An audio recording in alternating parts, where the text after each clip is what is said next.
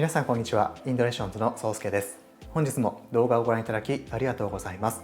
このチャンネルインドレーションズは自分らしい装いをコンセプトに使う、まとう、感じるの3つのカテゴリーに分けてコンテンツを更新しているチャンネルとなります。今回は折りたたみ式のキーボードについて紹介していこうと思っております。今回はですね、かなりいいものを見つけたなと思っているので、気に入ってくださる方が多いのではないのかなと思います。というのも前回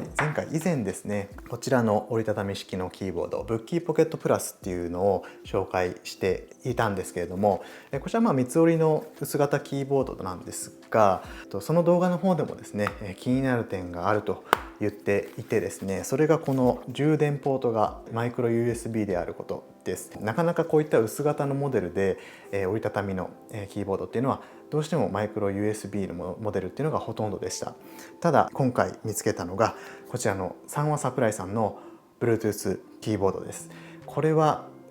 充電ポートがタイプ C になっている薄型のキーボードで、やっと理想の持ち運び用のキーボードを見つけたなと思って、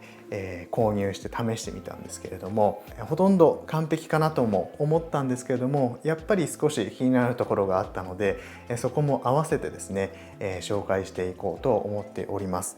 ただですね、その気になるところっていうのは、かなり個人的な部分にはなるので、ほとんどの方は気にならないかなとは思うんですけれども、一応こちらの紹介をしながらいいところ、気になるところっていうのを、お伝えしていこうと思います。ということで今回紹介していくのはこちらの三和サプライさんの Bluetooth 折りたたみキーボードになります。今回僕がですねこちらを購入した理由っていうのが3つありまして、1つが薄型であるということ、で2つ目がトラックパッドがついているということ、で3つ目が充電端子がタイプ C であるということです。この3つのポイントを見ながらですね、こちらのキーボード、まずは外観から見ていこうかなと思います。外観として一番特徴的なのはやっぱりこの薄型であるということですね。よくある折りたたみ式のキーボードだと、ヒンジ部分にパーツがついていたり開閉するためのストッパーがついていたりと、少しゴツゴツしたイメージになっているのが多いかなと思うんですけれども、薄型のこういったキーボードだとマグネットで開閉もできますし、こちらのヒンジ部分も本当に薄く作ってあるので、見た目がすごくスマートであるっていうところが、この薄型のキーボードを僕が選ぶ理由でもあります。そういったパーツが必要ないのでコンパクトにまとめられますし、ポーチの中に入れててもかさばらないっていうのも、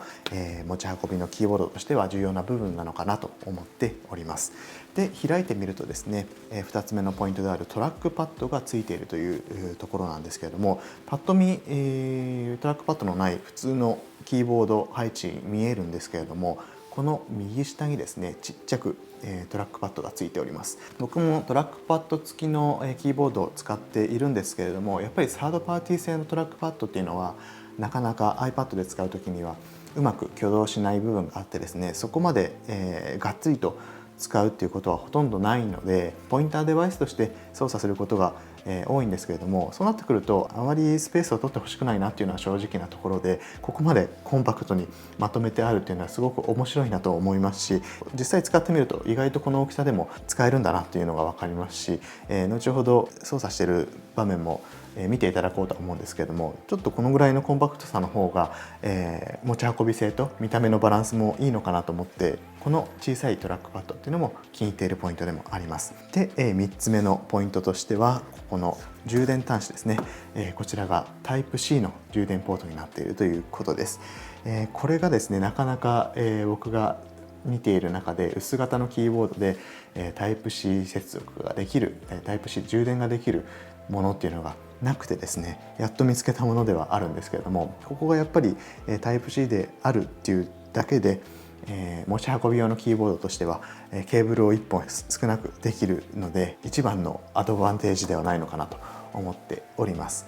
外観としてはこんな感じですかね。あとはここのキー配置が一応 US 配列になっていて、キーの数としても64キーあるので記号もきちんとそれぞれありますし、ちょっと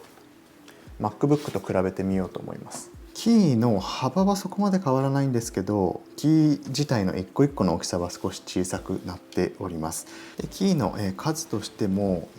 基本的には減らされていることはなくですね、ちょっと下のスペースの脇のコマンドの隣にオプションがなかったりとか、コントロールの位置だったりとか地球儀マークがなかったりとかはしますが、キーとしては必要なものは全て独立しているかなと思いますので、このキーボードでメリットに感じているところになります。今度はこちらのですね iPad と使う時の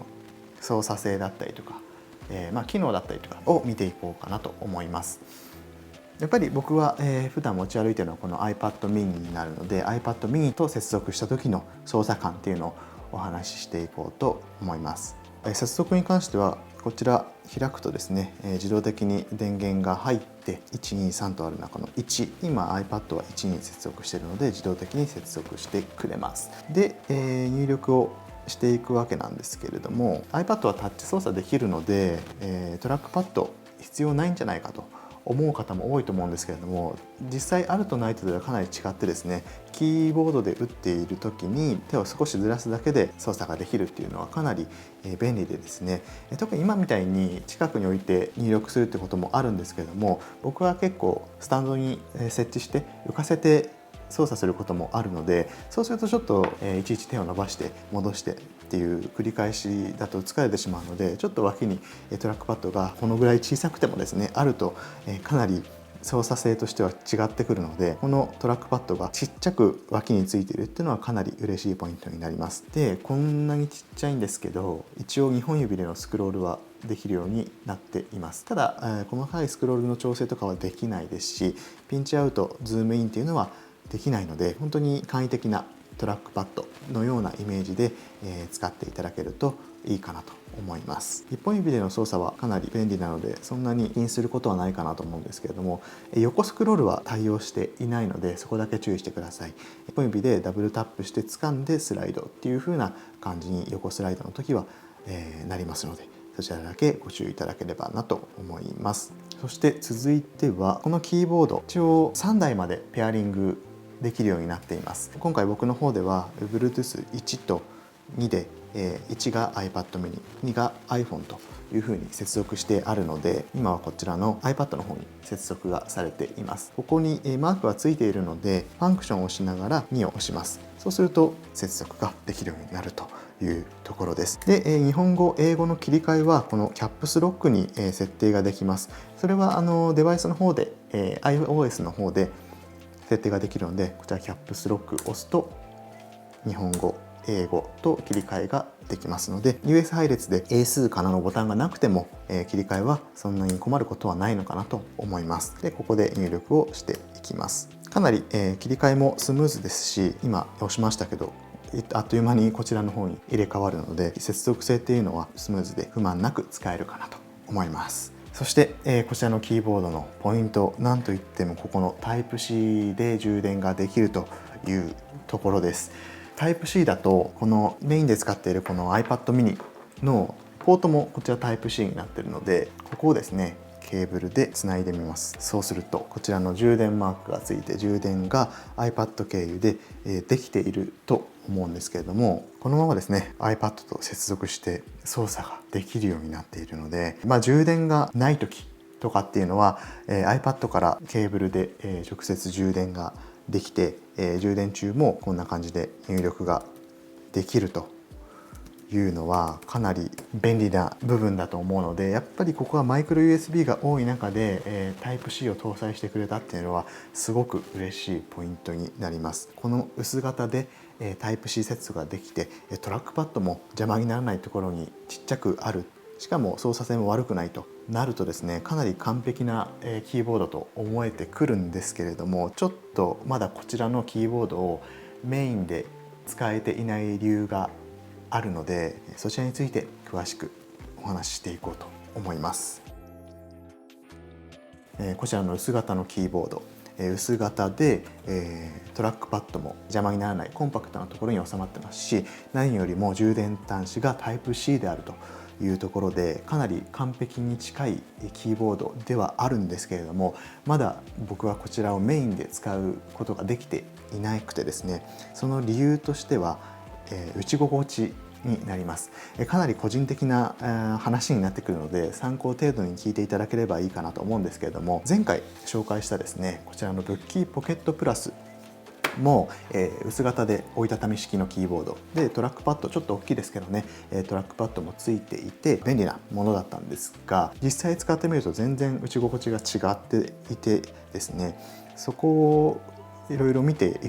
いった中で気づいたのは、一番はキーの大きさです。こちらがブッキーポケットプラス、こちらが三和サプライのキーボードになります。かなりキーの高さだったりとか幅が本当一回りぐらい違うのはわかると思います。僕は結構手が大きい方なので、このぐらいのわずかな差でも結構打ち心地に影響してくるんだなっていうのを初めて知りました。購入する時の、画像ではわからない部分で、ちょっとちっちゃいのかなとはなんとなく思ってたんですけども、ここまで打ち心地違うのかと思ってしまってですね、これも慣れなのかなとは思っているんですけれども、どうしても打ちやすいこっちの方を選んでしまうっていうのが、現状です。かつですね、一番ですね打ち間違いしやすいのがこの A の部分です。 A の部分、画面見ながら打ってるとどうしてもここの指が狭くなってですね、このキャップスロックをどうしても押してしまうんですよね。そうすると知らない間に、日本語入力から英語入力に切り替わっていたりとか、思い通りに打ってないシーンが多々あったので、ちょっと僕には訓練が必要なキーボードかなっていうふうには感じております。ただでさえ1個のキーが小さいのに、こちらのシフトだったりキャップスロック、タブキーが大きく幅を占めているっていうのがなんでなんだろうとかなり疑問に感じていてですね、これをちっちゃくして全体のキーをもう少し広げてくれたら嬉しかったなというところが、一番残念なポイントです。本当にもうこれだけですね、キーの大きささえ少し高さがあってもいいですし、脇のキーを少し狭めて一個一個のキーを大きく設置してくださったら、かなり完璧なキーボードだったのではないのかなと思います。ただ先ほどもお伝えしましたが、かなり個人的な好みになってくるので、実際に使われる方、打ち心地っていうところをどこまで折りたたみ式のキーボード、持ち運び用のキーボードに求めるかにもよってはくるかなと思いますけれども、ちょっと僕はこのキーボード訓練が必要だなと思って、もう少しこっちの方に慣れていこうかなと頑張っているところではあるので、これに慣れてしまえばかなり快適に iPad でのキーボード入力ができるのかなと思いますので、僕にとってのデメリットとしてですね、参考程度に頭に入れていただければ嬉しいなと思います。ということで今回はこちらの薄型のキーボード、三和サプライさんの折りたたみ式 Bluetooth キーボードを紹介してきました。なんといってもType-C で充電ができるというところと、こちらのトラックパッドがコンパクトに収まっているっていうところが、僕が気に入っているポイントになります。ただキーの大きさっていうのがなかなか慣れないのでちょっと苦戦しているんですけども、この左側のですねキーがもう少しちっちゃくて、キーが幅広だったら完璧だったなと思っております。いろいろとキーボードを探してきている中でですね、やっぱり本当に完璧なものっていうのはまだまだ見つからないなと思っているので、これからまたいろいろと試してみようと思ってはいるところなので、ぜひ、チャンネル登録をして、動画をチェックしていただけると嬉しいです。ということで、今回の動画はここまでにしようと思います。このチャンネルインドレーションズではガジェットやステーショナリーなどを紹介している使うカテゴリー、ファッションや身だしなみアイテムを紹介しているまとうカテゴリー、インテリアやカルチャーなどを紹介している感じるカテゴリーという3つのカテゴリーに分けてコンテンツを更新しているチャンネルとなります。この動画が気に入ってくださった方はチャンネル登録、高評価ボタンぜひよろしくお願いいたします。更新通知は SNS の方で行っておりますので、そちらも合わせてチェックしてみてください。それではまた次の動画でお会いしましょう。インドレーションズの宗介でした。